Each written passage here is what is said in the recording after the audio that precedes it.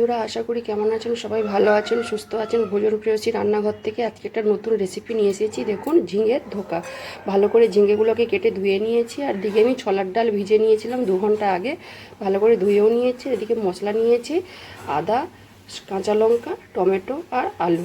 আর এই তরকারিটা কিন্তু আমি নিরামিষ বানাবো। ঝিঙেটা আমি গেটাপে ঘষে নিয়েছি। এবার এর মধ্যে আমি 1 চামচ নুন আর সামান্য হলুদ দিয়ে কিছুক্ষণ মেখে রেখে দেবো, যাতে ঝিঙে থেকে জলটা বেরিয়ে যায়। এরপর একটা পরিষ্কার কাপড় নিয়েছি আমি। এবার সব ঝিঙেগুলো দিয়ে ঝিঙেটা আমি ভালো করে নিগড়ে নিয়েছি আর পরিষ্কার জল দিয়েও ভালো করে ধুয়ে নিয়েছি। ঝিঙের হালি গন্ধটা পুরো বের করে নিয়েছি। ছোলার ডালটাও বেটে নিয়েছি, আদা, কাঁচা লঙ্কা, টমেটোটা বেটে নিয়েছি। আমি সাদা তেল গরম করে নিয়েছি। এবার কড়ার মধ্যে আমি কালো জিরা ফোড়ন দিব আর দিব হিং। এবারে ঝিঙের উপরে ঝিঙেটা ভালো লাল লাল করে ভেজে নিয়েছি। ছোলার ডালটা দিয়ে দিচ্ছি। এবারে আমি কিছু গুঁড়ো মশলা দেব, সামান্য হলুদ গুঁড়ো আর 1 চামচ চিনি আর দেব পরিমাণ মতো নুন দিয়ে ভালো করে মিশিয়ে নিয়ে আমি ভাজা ভাজা করে নেব। শুকনো শুকনো হয়ে গেছে, এবারে আমি নামিয়ে নেব। কাঁচিতে ভালো করে মিলিয়ে নিয়েছি, ঠান্ডা করে নিয়েছি। এবারে আমি ধোকার সাইজে কেটে নেব। ঝিঙের ধোকাগুলো ভালো করে পিস করে নিয়েছি। এইবার আমি একটা একটা করে ভেজে নেব। দেখুন, সরষের তেল গরম করে নিয়েছি, এবার আমি ভেজে নেব। ধোকাগুলো সব ভেজে তুলে নিয়েছি। এবারে কড়ার মধ্যে সরষের তেল দিয়ে দিয়েছি।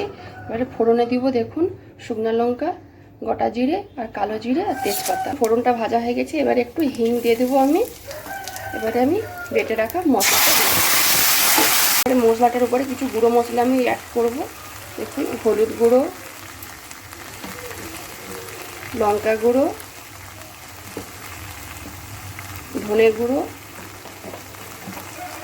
জিরে গুঁড়ো আর কালারের জন্য কাশ্মীরি লঙ্কা গুঁড়ো মিশিয়ে নিয়েছি। দিয়ে একটু আমি উপর থেকে মশলা ধোয়া জল দিয়ে দেবো।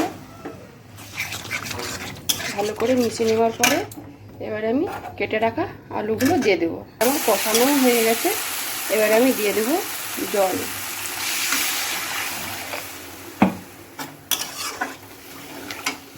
নুন আর দিব চিনি। ভালো করে ঝোলটা ফুটিয়ে নিয়েছি আর আলুগুলো কত সুন্দর সিদ্ধ হয়ে গেছে। এবারে আমি ভেজে রাখা ঝিঙের ধোকাগুলো সব দিয়ে দেব।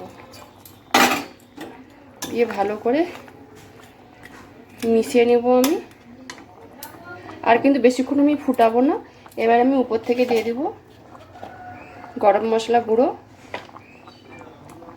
সামান্য ঘি আর ধনেপাতা কুচনো দিয়ে আমি নামিয়ে নেব। তরকারিটা আমি জায়গাতে ঢেলে নিয়েছি। আর এই ঝিঙের ধোকাটা কিন্তু গরম ভাতে বা রুটির সাথে খেতে কিন্তু খুব সুন্দর লাগে। আর কিভাবে বানালাম তো দেখলেন তো বন্ধুরা। যদি এই রেসিপিটা অবশ্যই ভালো লেগে থাকে তাহলে একবার বাড়িতে বানিয়ে খাবেন আর আমাকে কমেন্টে জানাবেন। আর নতুন নতুন রান্নার ভিডিও পেতে গেলে অবশ্যই ভোজন প্রেয়সী রান্নাঘর চ্যানেলকে সাবস্ক্রাইব করে পাশের ঘন্টাকে ক্লিক করবেন। সবাই ভালো থাকুন, সুস্থ থাকুন।